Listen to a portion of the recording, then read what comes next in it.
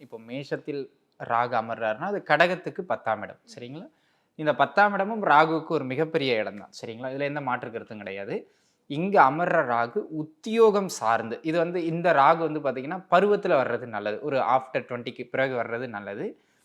அந்த வேலையில பேயா வேலை செய்றாங்க இவன்லாம் அப்படின்னு சொல்லுவோம் இல்லையா? அந்த ராகு 10ஆம் இடத்துல ராகு, அதுவும் இந்த மேச ராசியில இருக்கிறது தான். ஒருவேளை இவங்க நிர்வாகம் சார்ந்த பொறுப்புகள்ல இருக்காங்க, அரசியல்ல இருக்காங்க, இல்ல அதிகாரம் மிக்க பொறுப்புகள்ல இருக்காங்கன்னா, அவங்க கீழ வேலை செய்றவங்க கதை முடிஞ்சுது அப்படின்னு அர்த்தம். சரிங்களா? அப்படியே கசக்கி பிழிஞ்சு எடுத்து ஆனா அவர்களுடைய உயர் நிலையில இருக்கிறவங்களுக்கு அவர் ஒரு லக்கி சார்ம். இவர இந்த போஸ்ட்ல போட்டோம்னா, நம்ம நிறுவனத்தையே அடுத்த கட்ட லெவலுக்கு கொண்டு போயிருவார். சரிங்களா? அப்படிங்கிற அளவுக்கு ஒரு நம்பிக்கைய வளர்த்து விட்டுரும்.